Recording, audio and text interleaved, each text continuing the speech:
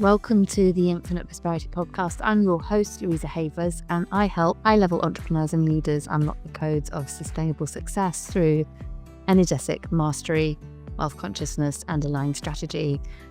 Here, we go beyond mindset. We go into the quantum, the subconscious, the soul, the energetics, so that you can create a business and life that's prosperous, powerful, deeply fulfilling, and create the legacy that you came here to make. If you're ready to expand into your next level with more ease, alignment, and flow, then I would love to invite you to our free energetics experience, The Energetic Edge.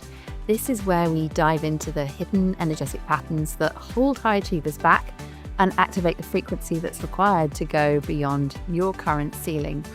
You can join us at louisahavers.com/energetics, and we'll pop the link in the show notes for you as well. Alrighty, now let's dive into today's episode. A huge welcome. Alrighty, welcome back. Welcome to the Infinite Prosperity Podcast. I'm your host, Louisa Havers, and today I'm joined by a visionary leader, a powerhouse of an entrepreneur, a previous guest, and now a published author, Nicole Cherie Hesse. Welcome, Nicole. Oh, it's so great to be back. Thanks for having me, Louisa. I'm delighted to have you with us. So for those of you that are wondering who is Nicole, you need Nicole in your world. Nicole is the founder of Wonder World Marketing, a Forbes-featured self-made millionaire, and someone who has completely transformed her life and the lives of thousands of others through her unapologetic leadership. It's very unapologetic, it's fabulous, and her heart-centered business growth strategies. And now she's entering a new chapter as the author of the haunting, psychologically rich novel, A Shadow Called Sunshine, which is released on June 2025. A huge welcome, Nicole. I cannot wait to dive into all of this. Today we're going to be exploring self-sovereignty, the impact of abuse, and the healing power of your storytelling. So huge welcome back to the show, Nicole. So happy to be here and to be able to talk about the book, because this has been a long time coming. I actually, fun fact, started the book before I started my business. And so now I can kind of see on those crazy timelines that the business was actually just a vehicle, like literally for the book to have this life kind of energy to it, because a lot of entrepreneurs go on and write, business books, but this is actually fiction. So I started a fiction piece long before I started my business, and it just kind of took to that fruition period. And I needed to become this version of me. I needed to have this platform full of hundreds of thousands of people and have the revenue to be able to support the book. And I can now see that so clearly. So it's very interesting how hindsight gives us some insight into what our true purpose is and how everything aligns. Oh, goosebumps, complete goosebumps. This is amazing. So tell us a little bit more about what the book is about. Like you said, it's now the business that you've created has been able to give you that platform for this book, but the book's got a very powerful story that I think will resonate with so many people. So are you up for diving into that? Well, when you're reading this book, you're going to have a lot of feelings. So let's start there. Okay. Right? It's a very emotional experience, but we're following three souls through three different timelines of soul life journey and how those souls are weaving together. So they're not going to be the same person in each timeline, but you're going to see those markers and see those connection points and really explore that karmic connection from lifetime to lifetime, but also start to understand not just how abuse forms, but like what that core kickoff was, right? Like where it comes from and why it exists in the first place, and how this turns into something that, yes, absolutely limits, but also serves in the grand scheme of things. It's a very challenging novel emotionally, but it's also very challenging at the psychological level, because it's asking you to look at radical responsibility for the results you're creating in your life. And it's also asking you to look beyond the scope of what we're seeing in that kind of our mind's eye view, where we have the blinders on and we can only see this lifetime. If you had widened out that scope and you could see the previous lifetimes, you may have a different perception of what's actually occurring for you and for others in your life. And so it's a very challenging novel. It sounds absolutely incredible. And I love what you were saying there around how we have a different perspective when we take a step back and look at it from the soul level, as opposed to what's going on in this current human form, because certainly I've seen that when I've been doing Akashic record readings for people, where they suddenly get that soul perspective. It's very freeing, empowering. We suddenly are able to have compassion for the journey that this version of ourselves has chosen and is going on. And I know that you said that it's a very emotional book, and some of the themes are very raw. Tell us about some of the depth of the themes, and what was I was going to say inspiration. I feel like that's the wrong word, but the story behind this story. Well, although this is a fiction novel, this actually comes from an experience that I had in a domestic violence abuse relationship, and really kind of the layers of domestic abuse. It's not chronological, like in the same sense that it's like, oh, this was my relationship, right? Mm. But it brings in a lot of the instances, a lot of the things that actually happen. Many of the scenes that you're reading are actual scenes, things that did actually happen in my life. And so for me, this was a bit of the processing point, right? Is to be able to process through some, very scary things that happened in my life. And it kind of explores like what could have happened if I stayed, right? If that fork in the road turned left instead of right, right? I can very much feel that like in my unicorn bones, right? Of what could have happened and how dangerous this could have been. I mean, it was pretty dangerous in the first place, but it definitely challenges that narrative at a different frequency. And so we're looking at cycles of abuse, not just, generationally, but also soul cycles of abuse, and why we are the people that we are who choose abuse. And that narrative is really challenging for people to think about, oh, I chose an abusive relationship, because we don't often say it that way, right? It's like, I found myself in an abusive relationship. I ended up in one. But the fact of the matter is that we did choose that partner. And that's a very interesting thing to look at within ourselves. And I mean, the statistics are staggering for how many women or people go into abusive relationships, get out of this one, and then choose another one, right? It's fascinating. And so that really helps us to look at our frequency of self-worth.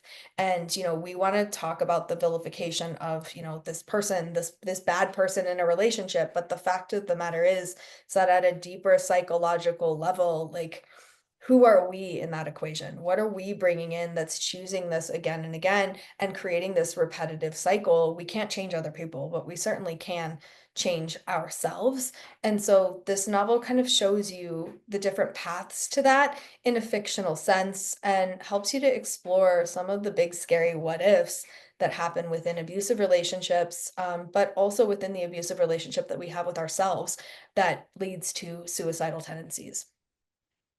Oh my word, there's so much I want to talk about here that you've just shared that. Thank you so much. I feel like this is going to be so helpful for people that have found themselves in similar situations or are trying to understand someone who's going through that. Because I certainly remember back in my social services days, I used to lead on developing services for domestic abuse and sexual abuse and human trafficking and a number of other things. And I think what was a common perception was people not understanding why people don't leave, and not having that from the outside. It's very easy to say, why doesn't he or she leave, or they leave, without understanding the nuances, the control, the manipulation, the love, all the things. They've got the whole gamut of things that are going on in there. When you were writing this book, who did you have in mind who it was for, when you were thinking about who might be picking it up and reading it? I mean, the first layer of that was definitely advocates, right? Because as someone who's on the other side of this now, of course, I want to advocate, for people who are still there or or working to not be there anymore. And so it was like, how do we help people to understand this condition? Because the fact of the matter is that it's very hard for people to watch someone else that they care about suffer, and to say like, what, you just want to shake them, you want to grab them and say, why are you still doing this? And they don't really understand. So they start vilifying the abuser, right? And they're like, this guy's a bad guy. Like, you're too good for him. And like all these things. And you start tearing him apart. But what you don't realize is that that person who's attached to the abuser is so synced up with them, has given them so much of themselves, that when you attack the abuser, you're actually attacking the person you care about. And people don't understand that. And so they're not good at advocacy. When you read this book, even though they have great intentions, right? When you read this book, you're going to find yourself falling in love with the wrong person. And you're like, why? Like, I know that I shouldn't do this. Why do I feel this feeling? But that's the exact intention, is for you to understand, is for you to have compassion, and for you to see through that kind of lens that how murky it can be. Because the fact of the matter is that none of us got punched in the face on the first date. That's not what happened. We fell in love with the version of this person that they presented themselves to be. And that is very enticing. It's very intoxicating for this, person in a narcissistic kind of quality. I mean, what narcissists are great at is being able to identify exactly what you want. They are so good at Mm. it. Even if you don't know what you want, they are able to like extract it out of your brain and then create it for a very short amount of time, but they can create it, right? And they can make you feel that feeling and make you fall in love with this thing that was never real in the first place. But that shadow of like what we wanted, it never leaves the soul. And I mean, as crazy as this sounds, is that my narcissistic abuse relationship and this domestic violence partnership showed me exactly what I wanted. I mean, before everything went sideways. And now the relationship that I've created in my real life now with my husband is very, very similar to what was presented to me in the beginning, because that narcissist was able to mirror me in a way that I wasn't quite capable of for myself yet.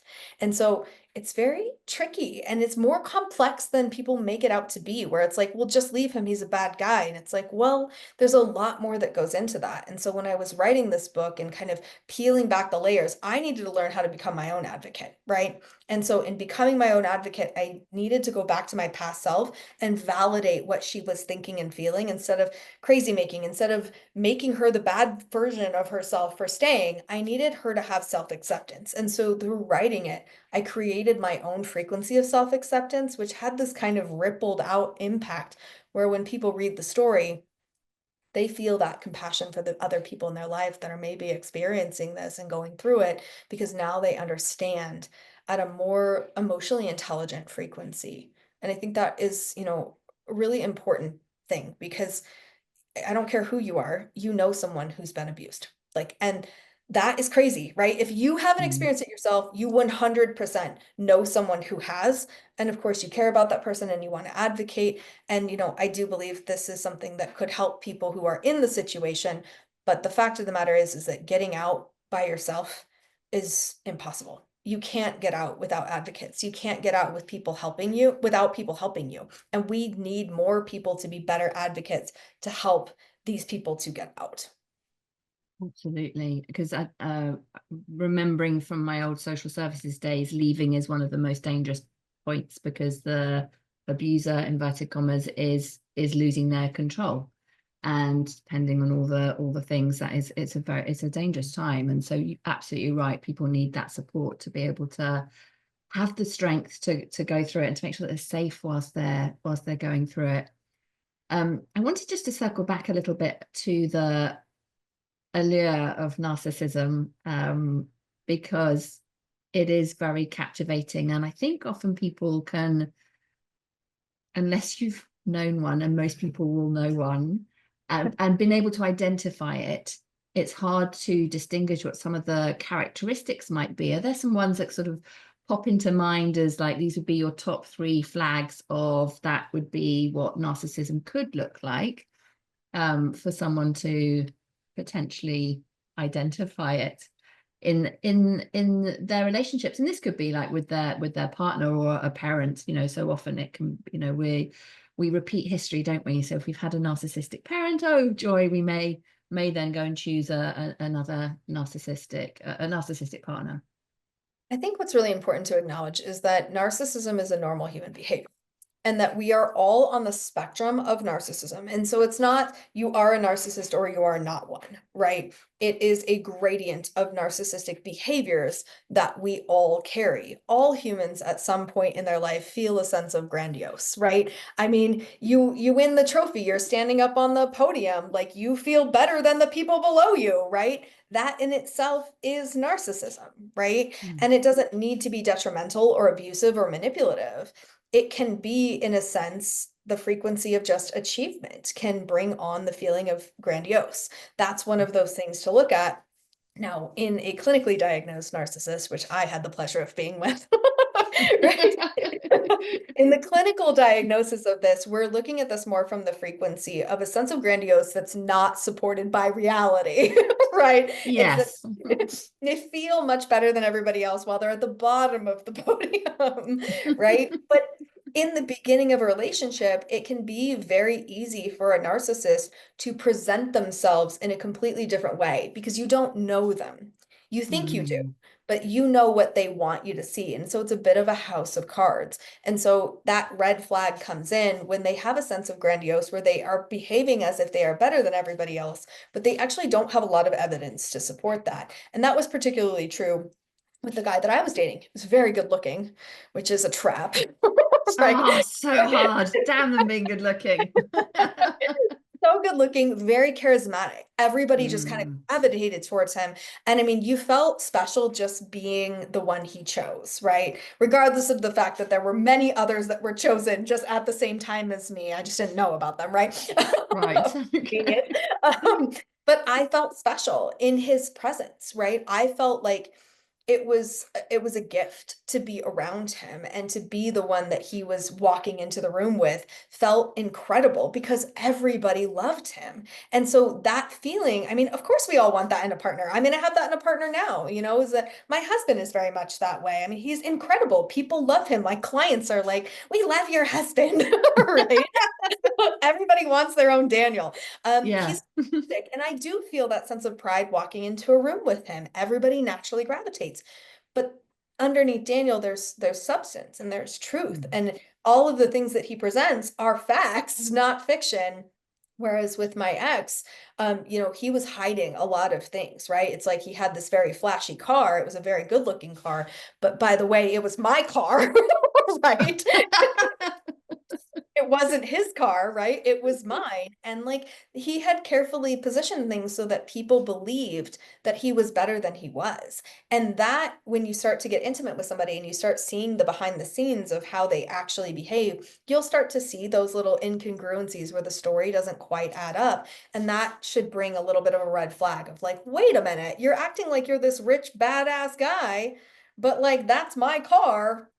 Okay, so maybe that's not as cool as it looks, right? So there should be little incongruencies, but at first they will feel too small to be significant. Mm. And that's the narcissist trick, right? Is that he gives you very plausible deniability. It's like two truths and a lie, right? So like Yes. everything feels like maybe you're just being too sensitive, or maybe you're being too judgmental, right? And so you take that upon to yourself, which leads to the next red flag here is the gaslighting, right? It's a Every big one. narcissist is well skilled in gaslighting. And, to a certain extent, people who are really good at sales are good at gaslighting. People who are really good at marketing are really good at gaslighting, right? And they can use that for really great things or really not so great things. And I think that's again where it brings us back to that spectrum of narcissism is that, we all have these qualities of being able to present something to somebody in such a way that feels really good to them, but maybe isn't quite true. And we can do this in a very positive way of saying, hey,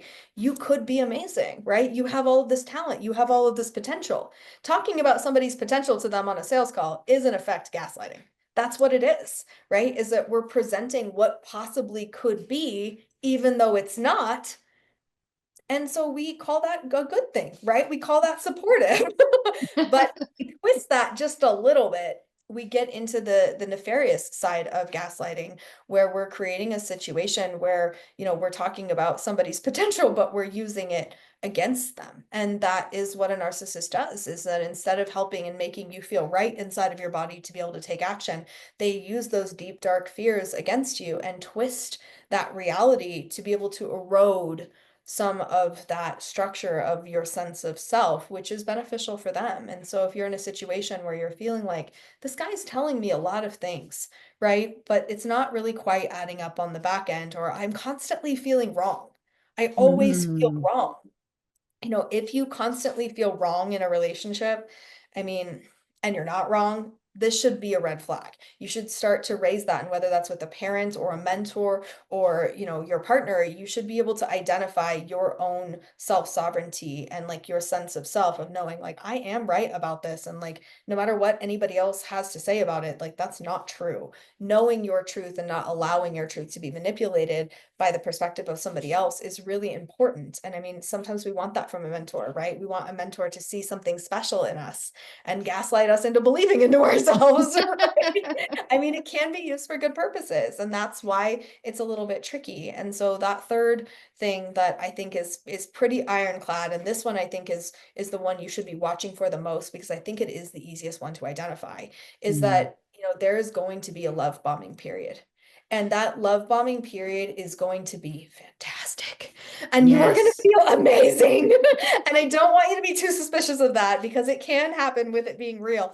But if this just doesn't make sense, if there's too much intimacy too fast, if somebody is, you know, everything that you say, they're like, oh my God, me too, right? If everything is a coincidence that is aligning the stars and we feel like Romeo and Juliet, this is likely a love bombing phase that will eventually lead to the ability to isolate you. And that's something that people don't really correlate that too much. But when you are love bombed by somebody else, you feel so connected to that person that you genuinely believe that you don't need anybody else, and that this person is your sun and your moon and your stars, and we are all falling in love, and it makes the best TV in all of the land. But the fact of the matter is that biologically we are herd animals. And so if that love bombing then leads to an isolation, this is when we know that it's love bombing and that love is not real, because true love doesn't need to isolate. It doesn't need to pull you away from family members. It doesn't need to extract you from your friend circle. It doesn't need to make you quit your job. True love supports and accepts you as you are, along with the other people that are in your society, in your community. They seek to involve and combine communities when it is true love. When it is narcissistic love bombing, they seek to isolate and to repel anybody that's close to you along the way. It's so true. Thank you so much for speaking so eloquently to that. And as I'm listening, you're reminding me, as a ex of someone who has also had those narcissistic tendencies and emotional and coercive behavior, reminded of that piece around how clever, for want of a better phrase, it can be to isolate you. And I think I really wanted to pull out these themes, because I know that 1 in 3 women and 1 in 6 men, or whatever the numbers are, too many people are affected by abuse. And when I used to lead on the communication campaigns in social services, trying to get the message across so people would recognize what abuse was very challenging, because people don't go, oh, I'm a victim of domestic abuse. We're not in that. We're like, I'm in a relationship with so and so, and these things are a bit sucky, you know, or whatever it might be, or I don't like it when he does this. But we're not thinking necessarily, or this is, you know, I'm going to call that number because I'm a victim, is the words that we were using over in the UK at the time, because it just didn't resonate. So I think it's just brilliant to be able to bring this to life. So I hope that people who are listening go, they can feel it in their body where something will resonate with what you've said, to be able to go, actually, that feels like that might be true, and be able to open up their awareness and consciousness to explore this, so that they can feel good in the relationships, and to be safe in the relationships, and to choose a different one. I love what you said around that we actually choose these relationships, because we completely do. And the language that we use in relation to what we then say about it, like, I fell into the relationship, I fell in love, it's like completely giving away responsibility. But no, we're energetically responsible for the things we like and the things we don't like in our life. And that will become true when you read this book, because then you're going to be like, shit, right? You're reading it, you're like, how, like, I listened to this girl on the podcast tell me I was going to fall in love, and then I did, and like, damn it, right? Like, even when you know you shouldn't, you still do. And I think that there's something about that in the awareness of self-sabotage, right? Is that nobody ever, like, in recent years, has picked up a cigarette and smoked it and said, this is good for me, right? It's so true.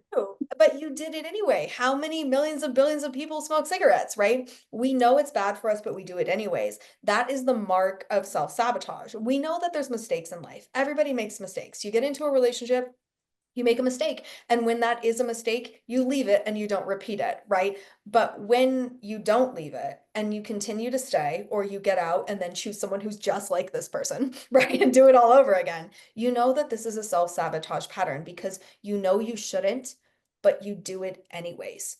And really being able to look at that, I mean, is very, very challenging. Most people, when you put a mirror up in front of their face, they run screaming because they don't want to see what's in it. They don't want to know that. And so, you know, that's something that I think as humans who are looking to evolve into that next state of consciousness and to create that awareness to be able to have a higher frequency of life and fulfillment, it requires that reflection. It requires our willingness to assume responsibility for the choices that we've made in the past, not necessarily making ourselves wrong through this process, but to acknowledge that it was in fact a choice. Like, I mean, I was sitting on a bar stool and I knew, and I did it anyway, right? And then I continued to do it. You know, I mean, I had a Mm, broken nose and broken ribs and I still stayed. I mean, I knew better, but it was really, really challenging for me to leave, not so much because I wasn't aware, but mm, because I didn't feel like I deserved better. And so it felt like hanging on to him and like how those moments where I felt so amazing was worth all of the pain and the suffering because I felt so worthless. And, you know, mm, systemically, this is the real problem of domestic violence. It's not the abuse itself, it's the willingness to choose abuse, the willingness to abuse, and both of those things come from, you know, our worthlessness. mm. Thank you so much for speaking to this. I think this is gonna be a powerful healing journey for people to go on as they're reading this, and to be able to, I feel like it's a book that we need to, a novel that we need to get into the hands of everybody. And I know that when just in the leading up to preparing for our conversation today, that you've spoken about a movement behind the book. Can you tell us a little bit more about that? Because I was like, oh yes, I love the sound of this. Well, you know, it's very common that we create the frequency of commiseration. As humans, it's how we create a state of belonging. And so, while I do believe that there was a very important purpose behind the Me Too movement, where people needed to come in and they needed to speak their truth, they needed to be able to name the abuse, they needed to be able to admit it to themselves and Mm, admit it to others. And we also needed a certain frequency of awareness, that this is so prevalent. It's so much prevalent than you could ever imagine it is, right? And so we needed that stage. But now what is after that is that if we just stay in the stage of the commiseration and we're just victimizing ourselves or even calling ourselves survivors, when we call ourselves survivors of domestic violence, we are tethering our relevancy to our abuser. We're saying, like, yeah. I am a relevant human, I am a survivor because this guy beat me. We got to stop that. We got to move beyond. Yes. It's necessary. Yes, we are a victim first. And then we do survive. Well, not all of us, right? Hmm. Not all Yeah. of us survive. And that's a very real conversation to have. So we graduate into the survivorship. But the problem is that we systemically recreate this over and over again by attaching to the abuse, by attaching our identity and our self-worth to our abusers. There must be a next stage. And this novel, like the underlying premise here is so that what? So rather than hashtag me too, it's hashtag so that what? Yes, you were a victim. Yes, you survived, but so that what? So that you could repeat this again, so you could go back to this guy, so you could go to a guy who's just like him? No. So that what? How did you transmute that? How did you transform this energy? How did you become the next version of yourself as a direct result of this experience? And for me, I would not be who I am today. I would not be a multi seven figure earner. I would not own a very successful business. I would have not created my signature modality, which is called catalyst marketing, that literally was a response to narcissistic abuse in the marketing industry, in sales. I saw the red flags of like the same things that were happening in my abusive relationship in the sales patterns. And I was like, no, no, no, there's a better way to do Mm, this. And I designed catalyst marketing, which is ultimately what made me a millionaire. Right. So that would not have happened if I didn't experience this abuse. And not that I wish abuse on other people, but the fact of the matter is that we gotta be able to transmute that into the so that what. Those are the conversations I want to see on social media. So that what? Yes, you mm, were a victim. Yes, you survived. So that what? What are you doing with it? Because what we focus on expands. And so if we continue to focus on the Me Too movement, we only call in more cycles of abuse because we're making it okay. We're making it customary. We're like literally turning it into a rite of passage, and abuse should not be a rite of passage. For those of us who've been through it, we have a responsibility to transmute this energy, to take that forward and create something on the other side of this, so that our new identity is what we choose. We're choosing that new identity. I'm not choosing to continue to be a survivor of domestic violence. I'm choosing to be an author. I'm choosing to be a successful CEO. I'm choosing to be a money mindset mentor with a marketing company, right? I'm choosing to be a mother. I'm choosing to be a wife. And I want to be defined and remembered for that, not defined and remembered for the person who abused me. I love this so much. This is so awesome. And I remember our conversation actually when you were on the show before. It was episode 50, everybody. If you are wanting to hear Nicole talk more about the catalyst marketing, I remember you sharing that, and we dived into, it was Your True Self Attracts Your True Believer was the title of that episode. How powerful you were able to, how powerful it is when you're able to turn those experiences into something positive, and to be the story, not the holding on to, but the trauma ultimately. And as you were sharing that, it reminded me that one of the things that I find alarming is, you know, how we see these numbers banded everywhere, 1 in 4, 1 in 6, you know, and I know I've used them myself, is of course then in terms of what we're picking up from a programming in our subconscious in terms of our expectations on a societal basis, of that expectation that of course we're seeing it everywhere, where that feeds into, doesn't it, of that, yes, a societal perspective, we've got a huge issue here, and then there being it's that normal aspect, well, let's keep talking about it but not accept it, and to ask for higher standards from ourselves and from society as a whole.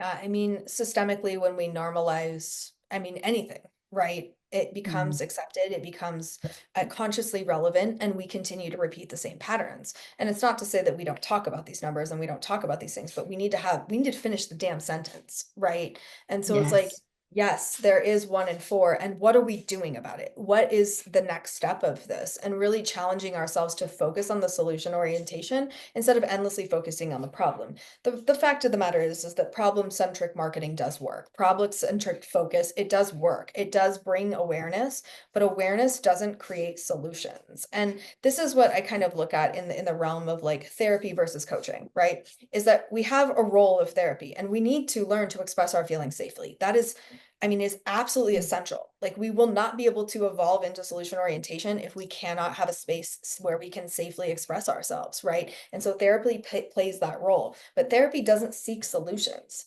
Therapy seeks expression and validation, and that's important. But then what? So that you can change. And that's where we really bring in the coaching narrative and the mentor narrative, where we take a look at these belief patterns, we take a look at these action-based behaviors, and we change them for the higher and better. We make that transmutation. And this is the same that needs to happen within the abuse cycle, is we've got to interrupt that cycle and stop just repeating it, right? It's like we need to add a third frame in here, victim to survivor to so that what, and that is something that's independent for each of us. We get to choose what that so that what is, but we need to talk about it more. We need to focus on it more so that women know, people know that when they go through abuse, they're not scarlet letter marked for life. This is not the end all be all. This is not your story. This is one chapter in your story, and you can close that chapter and write a completely new damn book if you want to. You don't have to continue to live in that narrative.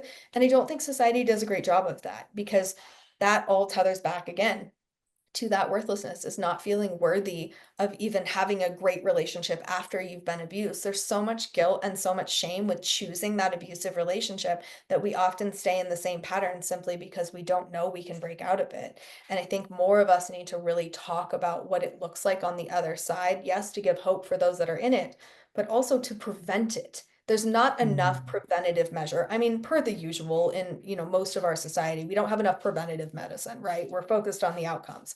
And so this is the same, rather than this is what you're supposed to do after you get abused. How about we just don't do that, right? Yes. How about we Let's skip that. Yeah. How about we instill this sense of self-worth into our children? And so not only do they not abuse, but they don't tolerate abuse.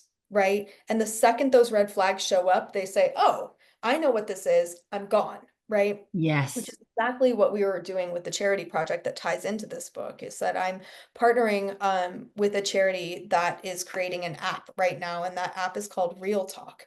And this is a chance for preventative measures around developing healthy relationships, because it's like those apps, you know, where like it's very trendy right now, where it's like couples will get them and they ask a question to the husband and they ask Oh, a question, yes. right? And they go back and forth and they kind of have these, you know, very deep, intimate conversations. Same thing, but it's designed for you and your child, because it is challenging to have these conversations. I have a 14-year-old. It's challenging, but I need to ask her questions and she needs to ask me questions so that I can relay this information to her in such a way where she's going to choose differently than me.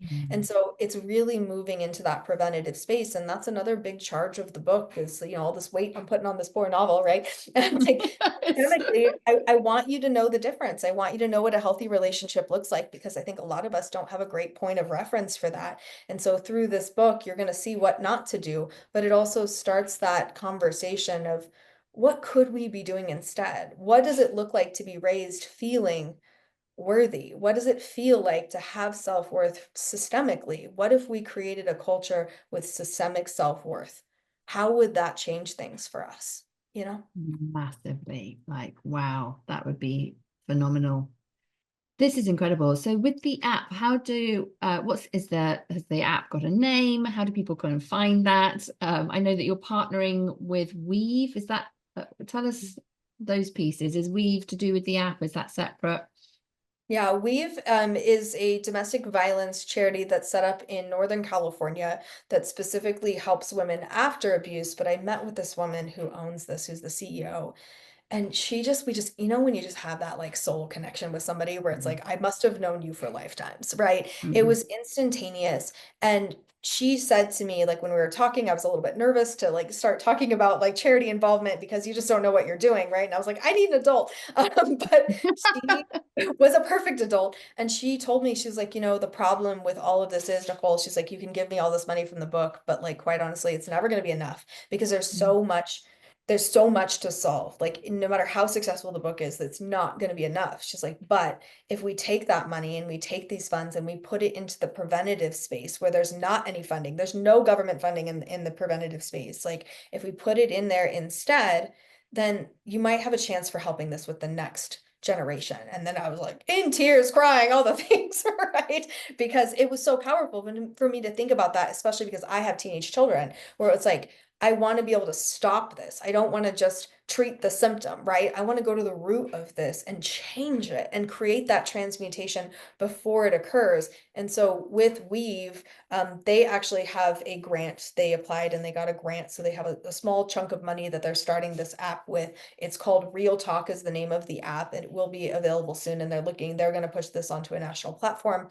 But it will be available soon, and I get to, you know, donate all of the proceeds from this book will fund that app, and help this to be more widespread. And this will also tie into the book that I'm writing in the future, which is a biz book that will be about the 7-layer transformation, which is a specific technique and modality that I use with my clients to help them to shift from self-sabotage into self-sovereignty.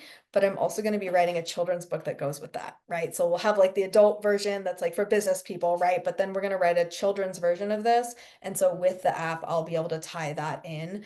You know, it'll be targeted for, you know, children, like little children. So basically it'll be like 0 to 7 for the children's book. And then the app starts to kind of step in from, you know, that 8 to 16 kind of gap. That's amazing. Fantastic. Well, when that's all out, do let us know, because we can then pop it underneath this episode as well, and or share it with my list to get the word out, because I think this is so important.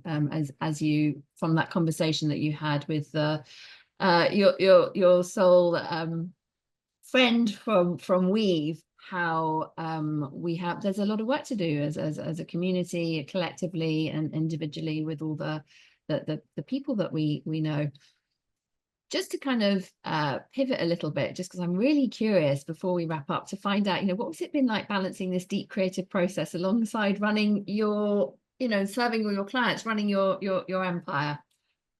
I mean, insert puking emoji here, right? But I mean, you know, To a certain extent, I mean, it was very, very challenging to lace these pieces together. And when I first started writing the novel, it was before I started my business. And so there were kind of like pockets and sections of time where I kind of had to step away from it. And it was very challenging to go back into being that version of myself to write and extract, because I am a very different human now. I've changed my entire life. I have a very different way of thinking and feeling. And I can't use me, who I am now, to write this story, because that wouldn't be accurate. That wouldn't be how it needed to be portrayed. And so it was very challenging to walk across that bridge again and to go, it felt very much like a suspension bridge, right? It was like walking back very, very scary and precariously to go back to my past self, to write, to edit, to be with these very visceral, I mean, abuse driven scenes. Pulling in all of those pieces of emotional context while still having my business was very, very challenging, and something that I had to step away from. There were definitely times inside of my business where like I would take, 2 weeks off and I would just focus on the book, right? And that gave me the space to, ethically explore these contexts, to go back into that past version of myself while not serving my clients in that past version of myself. There was like that ethical boundary that needed to come in. And so I did that several times. But ultimately, I mean, the audience that I've built, the connections that I have, yourself included, like the amazing community that I've built through the business. I mean, I've had such an incredible reception, right? Where I've reached out to people and said, "Hey, can I come and talk to your audience? Hey, can you help me with the book?" And everyone has just been so wonderfully supportive. And of course, I wouldn't have any of those things if I would have just wrote the book before I started the business. And so interweaving that, ironically enough, is a lot of what I needed to do with the timelines in my book, because the way we do one thing is the way we do all things. So it was like literally like weaving in my two different life stories of like my self-sabotage self versus my self-sovereign self. So it was actually a very incredibly aligned dichotomy to be able to have both of those contexts, because one of the subject matters that I'm talking about in the book is the collective knowing, right? The collective energy. And like, I mean, specifically, it kind of taps into what we're talking about with Akashic records, right? And so that collective frequency that we're all attuned to is a primary theme within the book. And I needed to be this person who I am now to write those chapters around the collective. And I needed to be my past self to write the more visceral, raw, and, chapters around the relationship. So it all weaves together. And I think that that kind of creates a very interesting experience for captive readers who, maybe don't want to read some, trope that is another rendition of a, kind of YA book where we have this cute little love story and everything ends. There's a mousy girl and a rich man. and everything turns out great, right? Like that's not this book. I apologize. You're not going to get that. So if you're looking for a sweet YA read, please do not pick up this book. But for those of us who enjoy complexity and enjoy the intrinsic kind of detail orientation that's required in the subconscious patterning, this will be something that is very invigorating for you to read and to explore and to really use as a mirror to see yourself in. One of the stylistic choices that I made in the book was to ensure that the main character that you're experiencing things through, it's almost like as if you're holding up a mask and looking through her eyes. You'll never see a description of her inside of the book physically, because she is you. Oh, I've got goosebumps. Complete goosebumps. Oh, I love it. I can't wait to read this. Thank you so much for your honesty and brilliance. Now, where can people find you? Where can they grab the book when it's released? Tell us all the things, because I know people are going to be going, how do I find this? So you'll be able to find A Shadow Called Sunshine both on Amazon and on the Barnes and Noble site. So that will be available June 3rd for 2025. And then you can find more of me on my podcast. It's a little bit more raw, ripping, and real over there. So not for the faint of heart. I hope you like swearing. It's called Real Unicorns Don't Wear Pants. And this is the chronological journey of how I built my business from $0 to $1 million in my first year, and everything that I've done since in that. But it very much talks a lot about relationship dynamics, and has a lot of tie-ins for the book, of course. But it's a fun podcast that that encourages you to take off your pants and be your true self and attract your true believer. I love it. I love your podcast. I've been on it. It's a fantastic, fantastic podcast. So inviting everybody to pop over there as well. Any final thoughts in terms of, as we're drawing this to a close, of if there's someone listening who's navigating their healing journey and, ready to reclaim their sovereignty, what you would like them to walk away with? I mean, I just want you to know that's possible. And I think that that's something that's so important. You need to have that point of reference. You need to know, like, I mean, I was in a suicidal tendency. I had 2 suicide attempts, failed, thank God. And, in abusive relationship patterns for decades and years. I mean, the drugs, the drums, the rock and roll, the booze and the bad boys, all the things. And now I've created this incredible life for myself where I'm finally the mother that I wanted to be. I have 2 beautiful children, and I have a lovely, incredible husband, a very happy, healthy dynamic in my relationship, and an incredibly successful business. You can have it all, and you can create this. And that starts with the radical responsibility of understanding that you are literally choosing every single result that you have in your life right now. And I know that sometimes that's really hard to hear, but I wish someone would have said it to me sooner. And I wish I would have been allowing myself to hear that sooner, because that's the only regret that I have in any of this, is that I wasted 10 years of my life not being the mom that I wanted to be, not enjoying my life, not living in the frequency of wanting to be alive. I wasted 10 years that I will never get back when my children were very little. And I hope to prevent that for somebody else, even if it's just one person. It's all worth it, because this human experience that we have is such a gift, and really being able to live it to its fullest extent, knowing that the whole point of being human is to feel your feelings. That's the point. So allow yourself to feel your feelings, knowing that they are all valid and valuable, and, be in the frequency of limitless possibility and creating the desired life that you want, because it is absolutely there for you, even if it doesn't feel like it is in the darkness right now. Sunshine is just on the other side of the spiral. Oh, thank you so much. I know that message was meant for some people listening. So thank you so much for sharing that, and for your rawness and your brilliance. And a reminder, the book is called A Shadow Called Sunshine, so everyone can quickly go and Google it and go and find it. And of course, we'll put the links to all the things in the below the episode. Thank you so much, Nicole. It's been a joy having you back. Please come back. I love chatting with you. Thank you for having me. And thank you everyone who has joined us. Please do share this episode far and wide. We know that this needs to reach the ears of many, many people, and inviting you to go and grab your copy of A Shadow Called Sunshine, and looking forward to hearing your reflections. What's the hashtag again? I just wanted to end with that. The hashtag, Nicole. It's hashtag so that what. And so if you have a story that you want to share about how you've transmuted any of your old self-sabotage patterns into self-sovereignty and created a frequency of success in your life, please share that. Post it on Instagram, post it on Facebook, post it anywhere they'll let you post it. Post it and put in that hashtag so that what, because we need to inspire ourselves and inspire each other with not just the trials and tribulations, but the actual triumphs created on the other side.